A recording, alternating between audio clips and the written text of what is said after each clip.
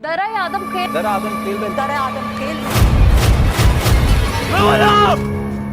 साहब, सबसे पहले हम बात शुरू करेंगे दरा आदम खेल से। सबसे पहले हमारा दरा बाज़ार चूँकि एक असलाई का इंडस्ट्री है। मलिक साहब, हम देखते हैं कि फाटा इंज़माम के बाद जरगा ना होने के बराबर है। इस फाटा इंज़माम तो ऐसा था कि एक तो ये है कि इस पर शुरू से रेफरेंडम नहीं करवाई गई। पहले हम देखते थे कि जरगा आसान और फौरी इंसाफ था। आपकी ये बात से मैं इत्तेफाक करता हूँ कि गरीब लोगों के बस से जरगा भी निकल गया। अभी रिसेंटली हम देखते हैं ना, पहले इतना ज़्यादा नहीं था, अभी ये बाहर के सियासी नुमाइंदे इतनी मदाखलत क्यों करते हैं? मैं उस सियासी बातों में ज़्यादा नहीं जानना चाहता। मौजूदा जो हुकूमत है, इसका क्या रोल है दरा आदम खेल में अमन कायम करने के हवाले से? सबसे पहले जो वज़ीर आला साहब था, उनका मेन फोकस जो है वो इमरान खान साहब के ऊपर था। दरा आदम खेल में हथियार इंडस्ट्री है, अगर हुकूमत इस पर नजर करम फरमाए। उनके लिए है हुकूमत का काफ़ी अभी कोशिश हमने है। तारीख पढ़ी है कोहाट की, दर्रा की, तो उसमें हमें बेशुमार बहादुर मिले, लेकिन एक ऐसा बहादुर भी गुजरा कि जिस पे हमारी नज़रें रुक गई, सोचें बढ़ गई, अजब खान अफरीदी साहब। मेरे जो नानी है उसका ये सगा मामू था अजब खान अफरीदी। अस्सलामु अलैकुम वरहमतुल्लाह। GNX मीडिया में आपका खुश आमदीद। आज हम बात करेंगे एक ऐसे इलाके की जिसे अक्सर गलत रंग दिया जाता है और गलत अंदाज में बयान किया जाता है, दरा आदम खेल। और आज हमारे साथ मौजूद हैं दरा आदम खेल के एक मलक जो वहाँ के हकायक, वहाँ की समाजी रिवायती हकायक से बखूबी वाकिफ़ हैं।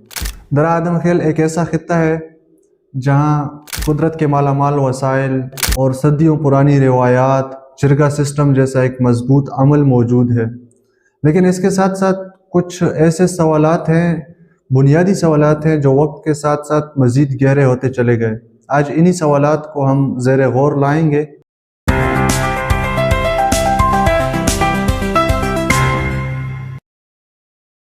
अस्सलाम वालेकुम मलिक साहब। वालेकुम अस्सलाम, औज़ु बिल्लाहि मिनश शैतानिर रजीम, बिस्मिल्लाहिर रहमानिर रहीम। मैं सबसे पहले JNX मीडिया का बहुत शुक्रगुज़ार हूँ कि उन्होंने मुझे दावत दी और बुलाया, बल्कि ये शुरुआत है। इंशाअल्लाह उम्मीद है कि ये हमारे कोहाट के जो मसाइल है या गिरदोनवा में जितने दरा दम खेल वग़ैरह और अगज़ाई का है, हंगू है, साथ साथ करक वग़ैरह डिस्ट्रिक्ट का है, इंशाअल्लाह इनकी तर्जुमानी करेंगे। तो आपका बहुत बहुत शुक्रिया कि आपने हमें अपने प्रोग्राम में मदद की।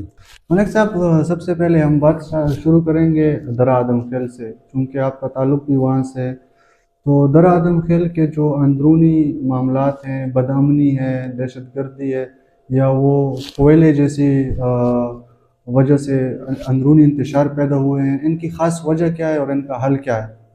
मैं सबसे पहले आपके सवाल की तरफ आता हूँ कि सबसे पहले दरा आदम खेल जो है वो एक बहुत पुरअमन इलाका था।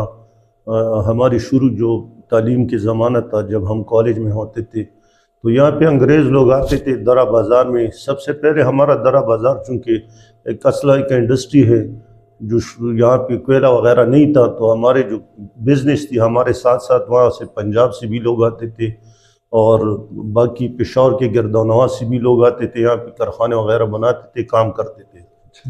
तो जब से ये कोयला वगैरह आया है तो इसमें ज़्यादातर जो है सियासी लोगों के असर व रसूख या जो गवर्नमेंट इदारे वगैरह है वो बीच में आ गए। इस वजह से ये कोयले के जो मसाइल है वो शुरू में इतने नहीं थे, अभी जितने जितने इदारे वगैरह इनमें इन्वॉल्व होते जा रहे हैं तो मसाइल गंभीर होते जा रहे हैं। तो इसके लिए ये है कि जरगा सिस्टम जो है एक ऐसा चीज़ है जो शुरू से एक इस फैसिलिटी के लिए बनाई गई है। जरगा सिस्टम जो जिनके पास पैसा नहीं था, वसाइल नहीं था, जो अदालत तक इनका एक्सेस नहीं था, वो लोग जरगे के ज़रिए अपना मसला पूरी तौर पर हल करते थे। यानी फिर जो है अदालतों में जो है सालों साल मसाइल पड़े रहते हैं, तो जरगा एक ऐसा ज़रिया है जिससे मसाइल सबसे जल्दी से जल्दी हल हो जाते हैं। मलिक साहब, हम देखते हैं कि फाटा इंज़माम के बाद जरगा ना होने के बराबर रह गया है। ये फाटा इंज़माम तो ऐसा था कि एक तो ये है कि इस पर शुरू से रेफरेंडम नहीं करवाई गई, लोगों की राय जो है नहीं ली गई थी। तो अगर शुरू से हमारे जो मलकान साहिबान के इनकी राय ली थी और इनके लिए जो कमेटी बनाई थी, वो कमेटी असल में कबाइल इलाकों से बनी भी नहीं थी, बल्कि वो हमारे जो मर्दान के ज़िले है, नौशहरा के ज़िले है या दूसरे जो ज़िले हैं وہاں سے ان لوگوں نے بنائی تھی. تو ان کے لیے ضروری تھا کہ یہ جو ہمارے یعنی قبائلی حصہ ہے یا قبائلی جنسیاتی یا جو پاٹک ایریا تھے، تو یہ مرجر کے لیے سب سے پہلے ان کو چاہیے تھا کہ ان لوگوں سے نمائندے چن لیتے، تاکہ وہ اس کی جو آنے والے مسائل ہیں، جیسے ابھی مسائل شروع ہو گئے ہیں، اچانک جو ہے انضمام آ گیا، راتوں رات آ گیا، کسی کو اعتماد میں نہیں لیا، نہ عوام کے رائے اس میں معلوم کر دیے. تو بعد میں ان میں سے چھوٹے موٹے تحریکیں چلی، کالی جھنڈے اور یہ وہ بہت سارے تحریکیں چلی.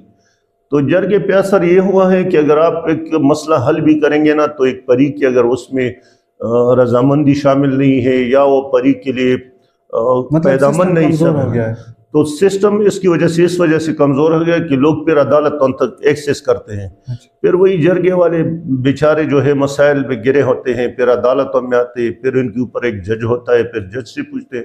تو پہلے یہ تھا کہ ایک نظام تھا، ہمارے 40 افسیار تھا، اس میں اگر آپ زیادہ سے زیادہ ایکسیس کرتے تھے تو آپ پولیٹیکل ایجنٹ صاحب کے پاس ایکسیس کرتے تھے یا IPS صاحب کے پاس ایکسیس کرتے تھے، تو پھر وہ بھی جو ہے جرگہ کو سپورٹ کرتے تھے. ابھی بھی انشاءاللہ ہم دیکھ رہے ہیں کہ ہمارے جتنے مسائل ہیں، ہمارے اپنے جو ذاتی مسائل ادھر چل رہے ہیں، تو اس میں بھی کوشش ہے کہ انتظامیہ جرگے کو زیادہ سپورٹ کرے. دوسری بات، پہلے ہم دیکھتے تھے کہ جرگہ آسان اور فوری انصاف تھا، جیسا کہ مطلب عوام کی رائے بھی جرگے کے حق میں ہوتی تھی. لیکن آج کل چونکہ جرگہ 5 اسٹار ہوٹلوں میں چلا گیا حجروں کے بجائے، تو عوام مطلب کئی بار عوام کے ساتھ زیادتی ہو یا کوئی مسئلے مسائل ہوں، جو زوراور بندہ ہے وہ تو اپنی جگہ پہ قائم رہ جاتا ہے، لیکن جو مظلوم ہوتا ہے وہ جرگہ بھی نہیں کر سکتا، کیونکہ وہ مطلب اس کو اتنا ایکسپینسو کر دیا گیا ہے. کیوں؟ اس کی خاص وجہ کیا ہے؟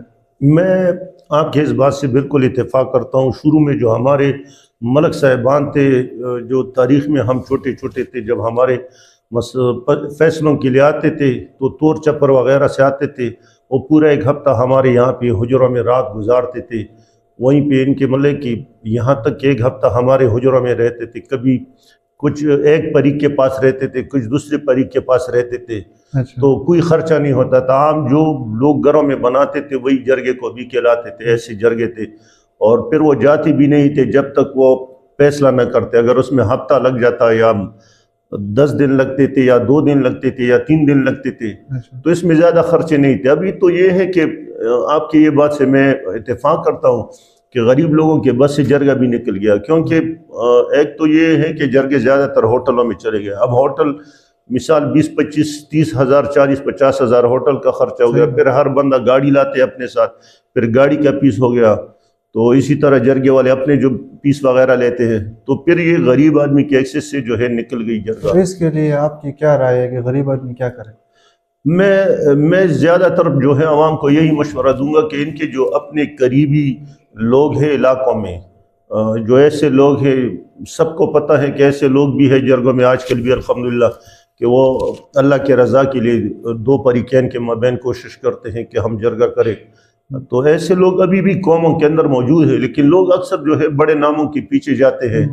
تو جس طرح ہمارے وکلاء میں آپ دیکھتے ہیں کہ جس وکیل کا بڑا نام ہو وہ بڑا فیس بھی لیتے ہیں، اور پھر لوگ بھی ان کے پاس زیادہ اپروچ کرتے ہیں، اور اکثر وہ کیسوں میں ضروری بھی نہیں کہ وہ جیت جاتے ہیں، لیکن پیسہ زیادہ خرچ ہوتے ہیں. اسی طرح ہمارے جرگے سسٹم میں بھی لوگ اب بڑے نام کے پیچھے جاتے ہیں. اگر اب یہ نارمل جرگے والوں کے پاس جاتے، یا جو گاؤں کے لوگ ہوتے ہیں، ہر گاؤں میں بڑے بڑے جرگے والے لوگ ہوتے ہیں جو جرگے کے قانون سے واقف ہے، جو رسم و رواج اور دستور سے واقف ہے. صحیح بات. تو یہ بات ہے. اچھا، تو ہم دیکھتے ہیں کہ ابھی جو حال میں اس طرح بات ہو رہی ہے، مطلب گروپ بنے ہوئے ہیں جرگے کے، فلانے علاقے کا فلانا مشر ہے، فلانے علاقے کا، مطلب ہر کسی نے اپنا ایک نظام بنایا ہو جن کا بس روزی روٹی کا نظام جرگے پہ ڈیپینڈ کر رہا ہے. کیا عوام کو ان لوگوں کے پاس جانا چاہیے؟ یہ میں ایک بات بتا دیتا ہوں کہ جرگوں کے اندر ایک اپنی ایک سسٹم ہے. کچھ قوموں کے اندر جو ہر جرگوں والوں نے اپنے اپنے وہ بنائی ہے. جیسے ہمارے درادم خیل ہے، درادم خیل میں اب 5 اقوام رہتے ہیں. جیسے ہماری بست خیل ہے، میں ذاتی طور پر بست خیل سے تعلق رکھتا ہوں. تو بست خیل میں اپنے لوگ ہیں، شیرکی میں ہے، اسی طرح تور چپر میں ہے، زرغن خیل میں ہے، اخروال میں ہے. تو ان کا آپس میں ایک لنک ہوتی ہے. پھر وہ کوشش کرتے ہیں کہ اگر کوئی بندہ ان کے پاس جاتے ہیں جرگے کے لیے، تو وہ کہتے ہیں کہ اگر آپ نے دوسرے قوموں سے لینا ہے تو آپ فلانے بندے کو ہمارے ساتھ انوالو کرے. دوسری بات یہ کہ پہلے زمانے میں یہ نہیں ہوتا تھا کہ اگر مثال میں ملک نور حبیب کو کسی پریک نے اپنے جرگے میں ڈال دیا تو یہ ضروری نہیں تھا کہ میں اپنے پریک کی طرف تابعداری کرتا یا ان کی طرف کیس کے لے جاتا تھا، بلکہ وہ میرٹ کو دیکھتے تھے کہ انصاف کیا بولتے ہیں، ہمارا رسم و رواج اور دستور کیا بولتے ہیں. ابھی تو مسئلہ یہ ہے کہ جرگے والا خود پریک بن جاتا ہے، آپس میں پریک بن جاتا ہے، اور نقصان جو ہے وہ اس بندے کا ہوتا ہے جس کا جرگہ ہوتا ہے. تو ان کو تو ویسے بھی ہر تاریخ پہ جو ہے اپنا پیمنٹ ملتی رہتی ہے. تو مسئلہ اس وجہ سے پیچیدہ ہے کہ انہوں نے جو گروپیں بنائی ہیں، پھر گروپوں میں سے گروپیں بنائی، تو اس وجہ سے. اور ہمارے جو اصل میں جو لوگ جرگے کرتے ہیں اس کو بھی اتنا نالج نہیں ہوتا ہے، وہ مخالفین کے لیے مخالفین ڈھونڈتے ہیں. ظاہر بات ہے جب آپ کے پاس کوئی مخالفین آتے ہیں تو وہ تو فیصلہ نہیں کرتے، وہ طول لیتے ہیں مسئلے کو. تو ضروری ہے کہ لوگ ایسے لوگوں کا انتخاب کرے جو بات کو سلجھائے، مسئلے کو حل کرے، یہ نہ کہ وہ مطلب کہ ایک ناجائز کیس کو لیے وہ پکڑے کہ ہمارے لیے ناجائز کیس جیتے. تو یہ ضروری ہے. آپ کے خیال میں درآدم خیل میں یہ جرگے کا کانسیپٹ کتنا باقی رہ گیا؟ آیا اس وقت جو نظام چل رہا ہے اس میں ہم کہہ سکتے ہیں ذمہ داری کے ساتھ کہ کوئی ہے جو مسئلے مسائل کو سمجھ کر لوگوں کو واقعی انصاف دے سکے عوام کو، یا بس ٹوٹل ہے خاص کر درآدم خیل میں؟ ابھی بھی الحمدللہ ہے ایسے، کیونکہ میں نے ہمارے اپنے ایک کیس تھا یہاں کوہاٹ میں، ہمارے جو اپریدی برادران ہیں، امجد اپریدی، اور ساتھ میں ان کے جو دوسرے کزن وغیرہ ہیں، ان کا کوئی مسئلہ ہوا تھا. بڑی عید کی رات تھی تو انتظامیہ بے بس ہو گیا تھا، کیونکہ یہ لوگ اثر و رسوخ والے لوگ تھے سارے، دونوں طرف سے، یعنی ایک طرف سے بھی اثر و رسوخ، دوسری طرف سے بھی اثر و رسوخ. تو اس میں انتظامیہ بھی بے بس ہو گیا تھا، نہ ہاسپٹل میں مسائل کو کنٹرول کر سکتا تھا، نہ تانے میں، نہ کچہری میں. تو انہوں نے خود مطلب کہ ڈی صاحب نے ہمارے درآدم خیل کے مشران کو بلایا اور ان کو بولا کہ یہ اپریدی برادری ہے اور آپ کے زبان سمجھتے ہیں، آپ اس مسئلے کو کس طرح سے بھی حل کرو. تو میں ذاتی طور پر اس جرگے میں خود بھی تھا، اور ہم نے رات 12 بجے الحمدللہ اس میں امن قائم کیا. عید کی 3 دن تک، پھر 3 دن سے بڑھا کر 15 دن کر دیا. تو الحمدللہ ابھی بھی وہ مسئلہ حل ہو گیا ہے. اچھا ملک صاحب، آپ بذات خود مطلب آپ کا جرگہ کرنے کا کیا ترتیب ہے، کیا طریقہ ہے؟ آپ مطلب خود ہی کرتے ہیں یا آپ کے ساتھ بھی اس طرح کوئی گروپ ہے، سمجھدار آدمی ہے، مشران ہیں، کیا طور ترتیب ہے؟ نہیں، الحمدللہ میں ذاتی طور پر کوشش کرتا ہوں کہ جس میں جہاں بھی جرگے پہ ہمارے قبائلی روایت ہے یا جو مسئلہ ہے یا دستور ہے یا آئین ہے، میں اس پہ کمنٹمنٹ نہیں کرتا ہوں. دوسری بات یہ ہے کہ اگر میں گاؤں میں کئی جرگہ کرتا ہوں تو میں ایسی ٹیم کا انتخاب کرتا ہوں جو زیادہ تر وہ پیسوں پہ، ان کے لیے پیسے کا شوق نہ ہو، مطلب کہ بلکہ پریکین کے مسائل کے حل کا شوق ہو. میں ایسے لوگوں کو اپنے ساتھ ملاتا ہوں. اکثر میرے پاس جو لوگ ہوتے ہیں وہ یا تو زیادہ سے زیادہ بس وہ چائے مائے جو ہے پی لیتے ہیں، یا کوئی گاڑی وغیرہ میں جب جاتے ہیں تو ان کے لیے گاڑی وغیرہ کا پیسے لے لیتے ہیں. میں نے حالانکہ ایک بڑے کیسز میں، پولیٹیکل میں ہمارے ایک کیس تھا، میں اس جرگے میں تھا، تو اس وقت علی اصغر صاحب یہاں پہ اسسٹنٹ کمشنر بھی رہا تھا، پھر ہمارا پی اے بنا، پھر الحمدللہ بھی بڑی پوسٹ پہ ہے. تو ایک کیس آیا تھا اس طرح، ایک بہن نے جو ہے بھائیوں کی زمین خریدا تھا. تو ہمارے رواج میں اس طرح یہ چیز نہیں تھی. ہمارے رواج میں یہ ہے کہ اگر کوئی بندہ اپنا زمین بیچتے ہیں تو وہ پہلے اپنے رشتہ داروں میں، یعنی جو ان کے بھائی ہیں، پہلے ان کو بتائیں گے کہ میں زمین بیچتا ہوں، پھر اپنے قریبی چچا زاد بھائیوں کو. تو وہ جو ان کی بہن تھی وہ دوسرے گاؤں میں اس کی شادی بیاہ ہوئی تھی، تو پھر وہ زمین اس نے وہاں پہ خریدی تھی ان لوگوں نے. تو میں نے علی اصغر صاحب کو کہا کہ یہ جی ہمارے دستور میں ایسا نہیں، ہمارے دستور میں اس کا بھائی اور ان کا کزن وغیرہ جو ہے. انہوں نے کہا کہ نہیں جی تو میاوالی میں اس طرح نہیں. میں نے کہا کہ یہاں پہ تو ہم اپنے درآدم خیل کے دستور چلاتے ہیں، میاوالی کے نہیں چلاتے. تو پورا جرگہ ایک سائڈ پہ تھا، میں اس بات پہ ایگری نہیں تھا ان کے ساتھ، میں نے نہیں کیا وہ اس پہ دستخط وغیرہ. اس طرح 2-3 اور بھی بہت سارے واقعات ہیں جو میں ساتھ نہیں دیا. میں نے کہا کہ میں دستور پہ سودے بازی نہیں کرتا. آپ کس قسم کا جرگہ کرنا تھا؟ میں الحمدللہ ہر قسم کے، میں نے یہاں کوہاٹ میں بھی ایسے 302 کے 2-3 کیسز کیے ہیں جرگوں میں، 2-3 کوہاٹ میں کیے ہیں جو اپنی فیملی میں ایک دوسرے سے نقصان ہوا تھا. تو میں نے ذاتی طور پر جو ہے ان کے لیے کچھ پیسے وغیرہ بھی رکھے تھے، اور ساتھ میں جو مشترکہ گھر تھا اس سے ایک بھائی کو جو ہے وہ نکالا، کیونکہ دوبارہ تو پھر ایک گھر میں نہیں رہ سکتے. اس طرح ہمارے اپنے تورچہ پر میں ایک کیس ہوا تھا، 2 بھائیوں کے بیٹوں نے آپس میں ایک دوسرے کو مارا تھا. تو ظاہر بات نہیں، اس نے خود ایک بھائی نے اس کو کہا کہ آپ کوہاٹ میں جا کر بسو اور ہم ادھر رہیں گے. تو اس طرح چیزیں، بہت سارے واقعات ہیں جو ہم لوگوں نے مسائل حل کیے. ملک صاحب ایک ضروری بات پوچھنی تھی آپ سے. عورتوں کے مسائل جرگہ کس طریقے سے حل کرتا ہے یا نہیں کرتا؟ میں یہ بات جو ہے آپ کے توسط سے سب کو کہتا ہوں کہ جتنی عورتوں کے مسائل ہیں نا، یہ تانوں میں اور عدالتوں کے بجائے اگر یہ جرگے کے پاس جائے تو یہ بہتر ہے، کیونکہ بہتر جرگے کے پاس بہت اچھا سلوشن ہوتا ہے اس کا۔ ہمارے پاس شارٹ کیسز ہوتے ہیں، عدالت اسی 2 لفظ کے لیے جو ہے تقریباً 5 سال 2 سال 3 سال جو ہے لڑکی اور لڑکی بیچارے کو پریشان کرتی ہے۔ ہمارے ہاں صرف 2 ہی چیزیں ہوتی ہیں کہ ایک اگر یہ ہے کہ مرد جو ہے اپنی مرضی سے عورت کو چھوڑ رہے ہیں تو مرد کی پیچھے جو حق مہر ہے وہ اس کو دیکھ کے وہ بالشک ان کو فارغ کر سکتے ہیں، اس میں کوئی نہیں ہے۔ اگر یہ ہے کہ کوئی عورت اپنے آپ کو جو ہے چاہتے ہیں کہ میں ان کے ساتھ زندگی نہیں گزار سکتا ہوں، تو پھر وہ جتنا نقصان وغیرہ ہوتا ہے وہ پھر وہ عورت کی سائڈ پہ ہوتے ہیں۔ تو یہ 2 ہی باتیں ہیں، ان کے لیے عدالت یعنی 5 سال گزارتے ہیں، اور جرگے میں یا تو 1 دن میں یا 2-3 دن میں یہ مسئلہ حل ہو جاتا ہے۔ فرض کریں ایک جرگے نے فیصلہ کیا اور فیصلہ ہو بھی گیا، دونوں فریق رضامند ہیں،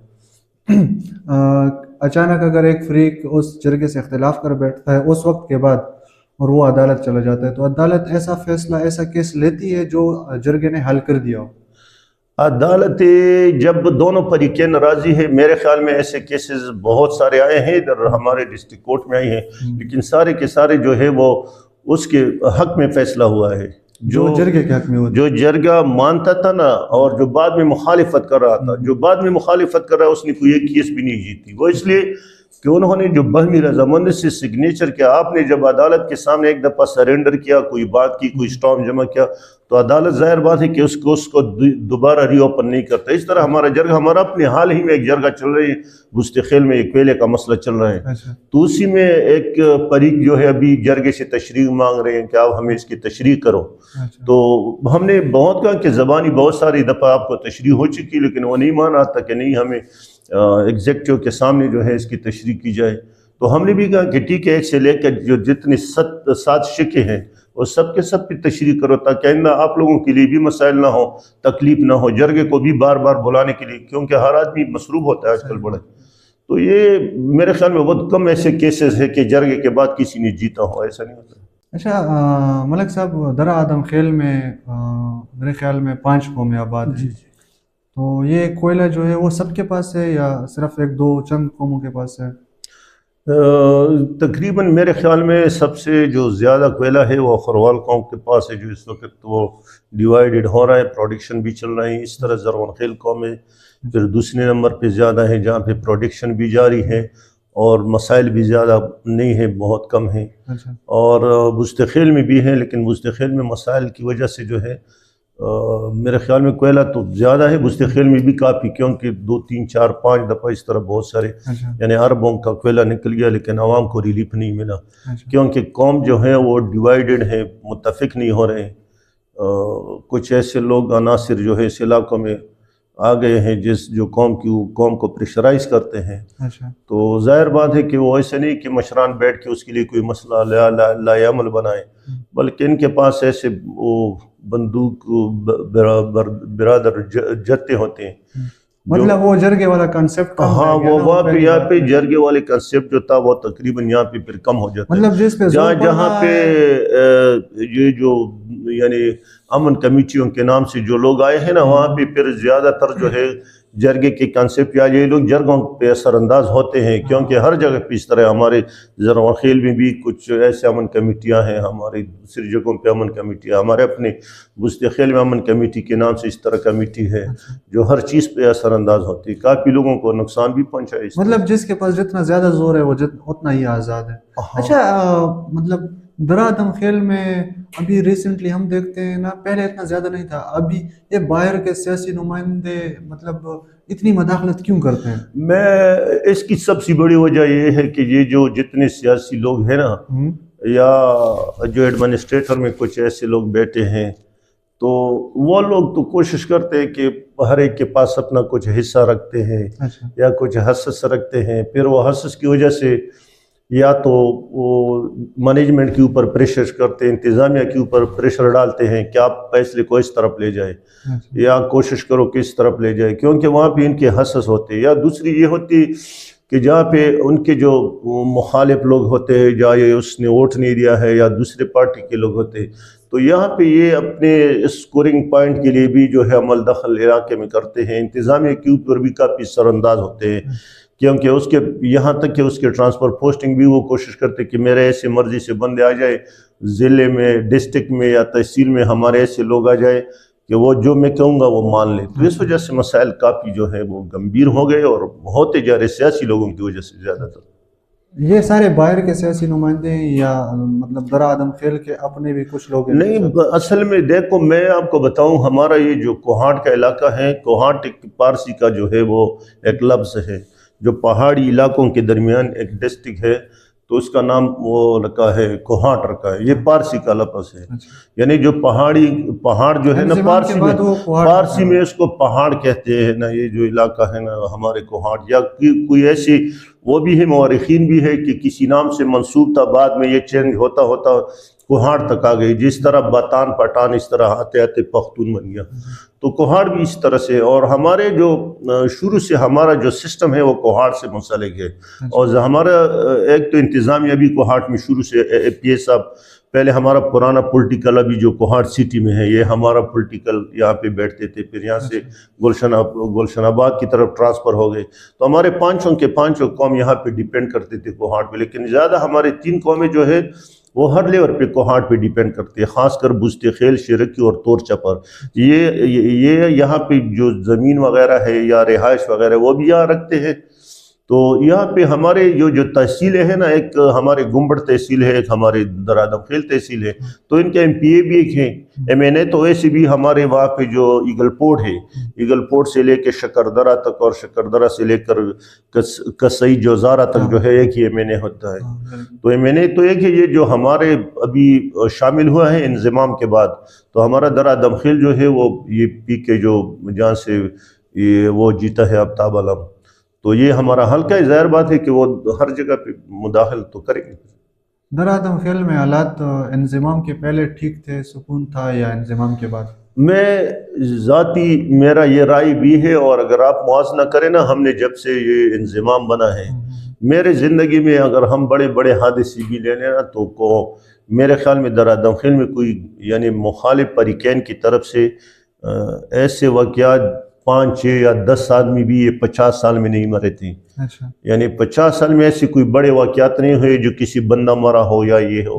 یعنی 10 سال 20 سال میں اس طرح ایک آدھا واقعہ رونما ہوتا تھا. جب سے انضمام بنا ہے تو اس میں بڑے بڑے واقعات ہوئے ہیں. ایک دن میں بہت سے نقصانات ہوئے ہیں.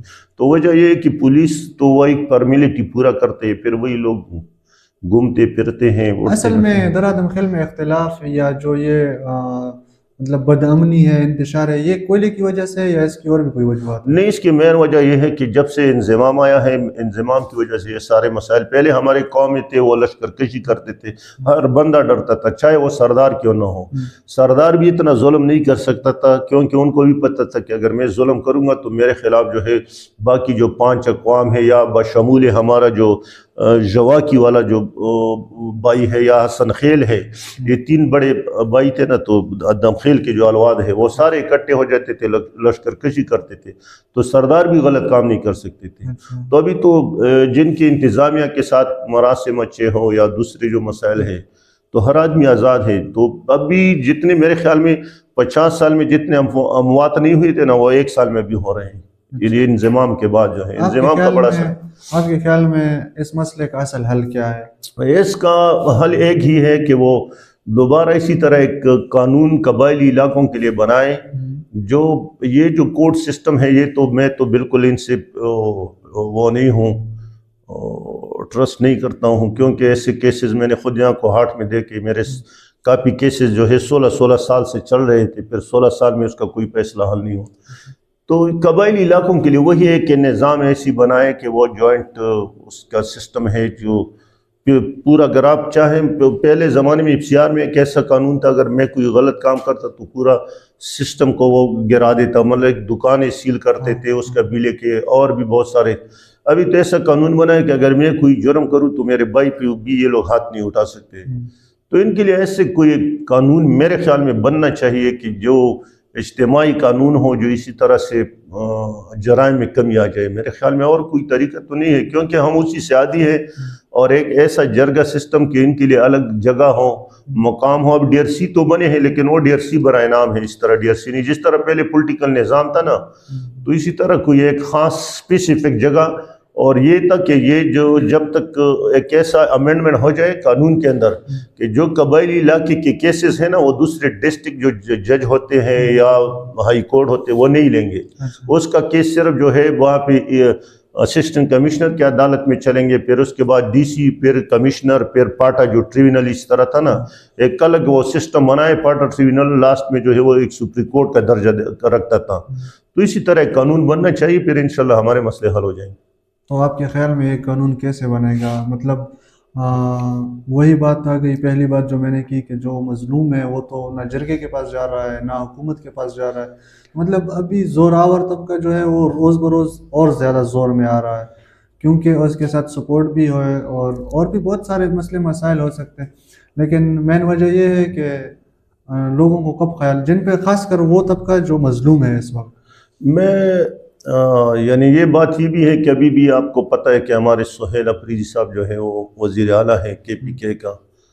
تو اگر وہ ایسے کوئی قانون میرے خیال میں امینڈمنٹ کرے صوبائی اسمبلی سے، وہ تو اپنا صوبہ چھوڑ کے لاہور گیا ہوا ہے، وہ ویڈیوز بنا رہا ہے، حالانکہ اس کے حلقے سے لوگ اپنا علاقہ چھوڑ رہے ہیں، ملک پر اپنا علاقہ بدر ہو رہے ہیں. ان کو تو مطلب کیا کیا، مطلب آپ خود دیکھتے ہیں سوشل. چلو خیر، میں اس سیاسی باتوں میں زیادہ نہیں جاننا چاہتا ہوں، لیکن میں جہاں تک امن کی بات ہے اس پہ یہی ایک میرا جو مشورہ ہے، جو ایڈوائس ہے وہ یہ ہے کہ صوبائی اسمبلی سے ایک ایسے قانون پاس کی جائے جو اختیارات ایک سسٹم کو دے دے، اور خاص کر قبائلی علاقوں کا. یہ جو پرانے جتنے قبائلی علاقے ہیں ان کے جو جی ایس وغیرہ میں ابھی بھی نقشے موجود ہے، ہمارے یہ جی ایس کے اندر نقشے موجود ہے کہ اس ایریا تک جو ایریا ہے نا وہ اسی طرح ای سی، ڈی سی، کمشنر جب یہ امینڈمنٹ کریں گے نا، یہاں پہ صوبائی اسمبلی امینڈمنٹ کرے اور پھر قومی اسمبلی اس کے امینڈمنٹ کریں گے، تو پھر وہ قانون بن جاتا ہے. پھر اس میں نہ ہائی کورٹ مداخلت کر سکتا ہے، نہ سپریم کورٹ کر سکتا ہے، نہ دوسرا جو ڈسٹرکٹ کورٹ ہوتا ہے وہ بھی مداخلت نہیں کر سکتا، کیونکہ وہ قانون ان سے الگ کر دیتے ہیں. جب الگ کرتے، جیسے ہمارے کشمیر ہے، اب کشمیر کے لیے الگ اپنا ایک قانون، ایک سسٹم بنایا. گلگت ہے، اس کے لیے الگ قانون، ایک سسٹم بنایا. مطلب آپ لوگ یہ چاہتے ہو کہ درآدم خیل کے لیے اور خاص کر قبائلی علاقوں میں بھی ایسا ہی نہیں؟ وہ جتنی بھی قبائلی علاقے ہیں، جتنی ایجنسیاں ہیں، وزیرستان بشمول مومند، بیجاور وغیرہ، خیبر، جتنے، وہ سب کے لیے ایک ایسا قانون بنائے کہ جو پرانے طریقہ کار سے ہو. بے شک انضمام ہو، کوئی ایسی بات نہیں. انضمام کے لیے ایک تو یہ تھا کہ ان کے لیے کوئی الگ سسٹم دے دیتا شروع میں. اگر جس طرح گلگت بلتستان کو ایک الگ وہ اسمبلی دیا ہوا ہے، کشمیر کے لیے اپنے الگ وزیر اعظم، صدر ہے اور اسمبلی ہے، تو اسی طرح اگر یہ قبائلی علاقوں کو دے دیتا تو وہ میرے خیال میں بہتر تھا، کیونکہ وہ قبائلوں کے نمائندہ لوگ ہوتے تھے اور وہ ان کی ترجمانی صحیح طریقے سے کرتے تھے. اب یہاں پہ ہم ڈائریکٹ جو ہے مردان، پشاور، ان علاقوں کے ساتھ شامل کر دیا. وہاں پہ ایک قانون چلا تھا 100، 150، 200 سال. ہمارے قبائلوں کا تاریخ تو 5000 سال سے ہے. ہمارے اپنے جو شجر نسب ہے وہ کیس عبدالرشید سے ہے. اگر آپ کیس عبدالرشید کی تاریخ میں جائیں گے نا تو یعنی اس میں ہزاروں سال گزرے ہیں. اچھا، تو یہ بات ہے. موجودہ جو حکومت ہے، صوبائی حکومت، ان کا کیا رول ہے درآدم خیل میں امن قائم کرنے کے حوالے سے؟ میں سب سے پہلے یہ بات کرتا ہوں کہ ہمارے جتنے بھی سب سے پہلے جو وزیر اعلیٰ صاحب تھا ان کا مین فوکس جو ہے وہ عمران خان صاحب کے اوپر تھا. ہمارے تو اصل میں سیاسی باتوں سے اتنا وہ بھی نہیں ہے، اور دیکھتے ہیں ویسے کیونکہ اخبار بھی پڑھتے ہیں، سوشل میڈیا بھی دیکھتے ہیں، نیوز بھی دیکھتے ہیں، تو ملک کے حالات پہ نظر رکھتے ہیں.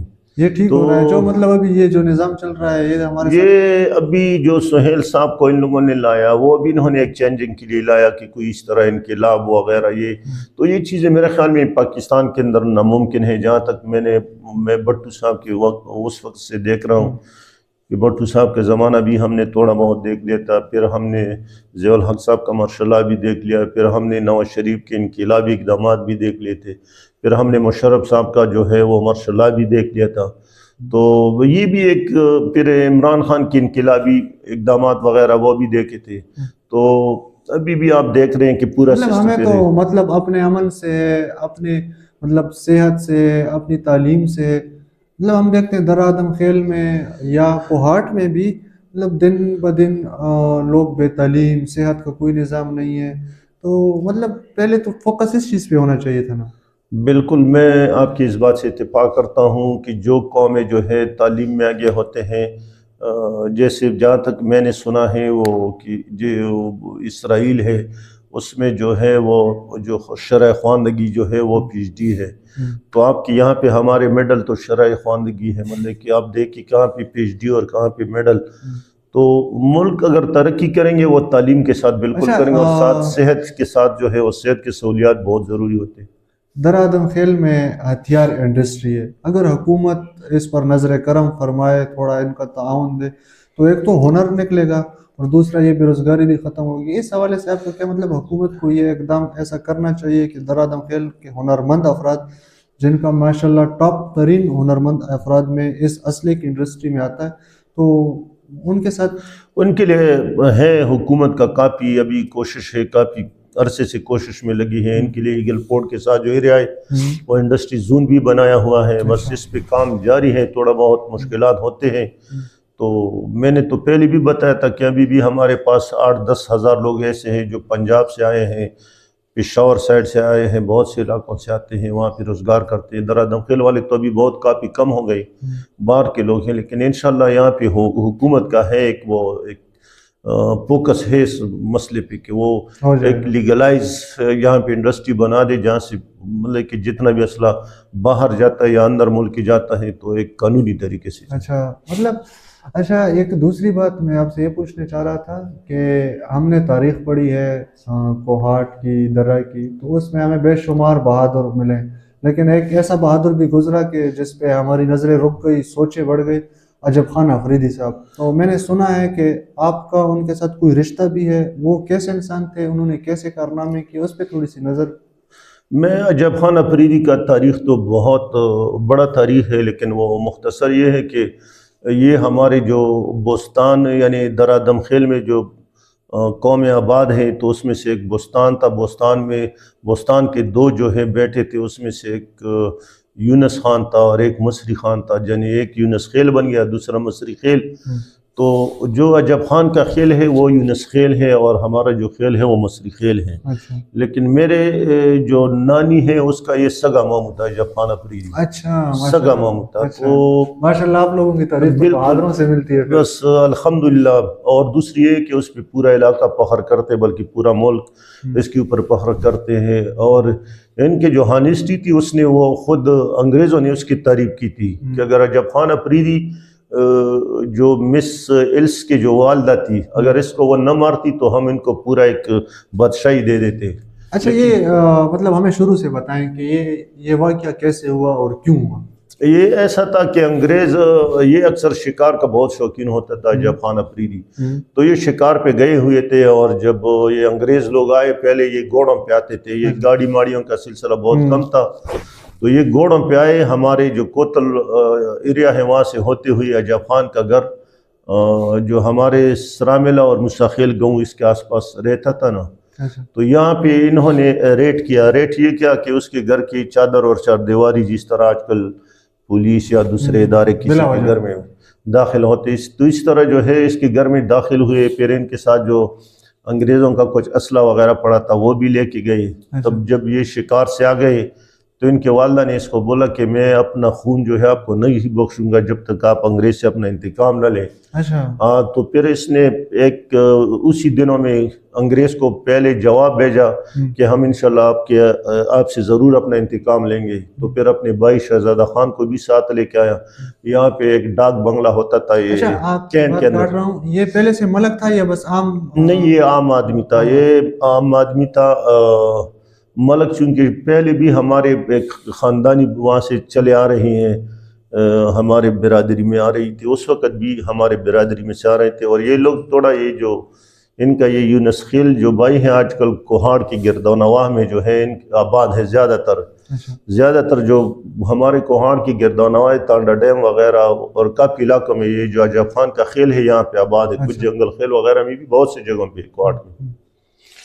تو پھر اس کے بعد یہ دونوں بھائی آئے اور انہوں نے ایک کینٹ کے اندر داخل ہوئے ایک پانی والے راستے سے، پھر وہاں پہ جو ان کا جو کمشنر تھا اس کے بنگلے کے اوپر جو ہے گئے، اوپر چھت پہ آج کل بھی ہمارے جو آپ دیکھ رہے ہیں کچہری میں وہ جو سوراخیں بنائے ہیں، وہ برف اس وقت برف وغیرہ بھی پڑتے تھے اور یہ دوئے وغیرہ کے لیے بنائے، تو وہاں پہ وہ اندر گئے ہیں اور وہاں سے انگریز فوجیوں کو پتہ بھی نہیں چلا، انہوں نے ایک کو مار دیا اور ایک کو اپنے ساتھ لے کے گئی، پھر پہاڑ میں ایک دو تین راتیں گزارے اور ان کو خود جو ہے ایک سیف جگہ پہ یعنی سلایا اور خود پہاڑ کے باہر جو ہے سوئے۔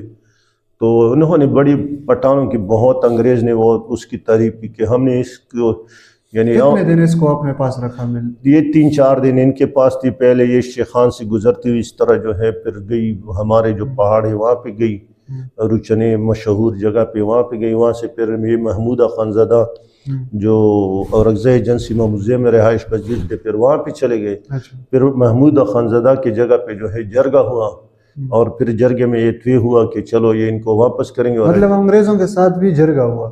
ہاں بالکل جرگہ ہوا، مطلب کہ جرگے کی اہمیت شروع سے ہے، انگریز تو زیادہ اہمیت اس لیے دیتے تھے کہ انہوں نے پاٹا کے لیے اسپیشل ایک قانون بنایا تھا، تو اہمیت اس وقت بھی جرگے کا تھا، اور محمود خانزادہ نے اس وقت جرگہ کیا تھا، جرگے کے ذریعے سے جاپان کو وہاں پہ افغانستان بھیجا، پھر اس کو یہ بھی کہا کہ یہ کیپیٹل میں نہیں جائیں گے، یہ سخی صاحب جو زیارت ہے وہاں پہ ٹھہریں گے، یعنی افغانستان کابل میں نہیں جائیں گے، ایسا نہیں کہ وہاں سے وہ سیاسی مسائل کھڑا کر دیں۔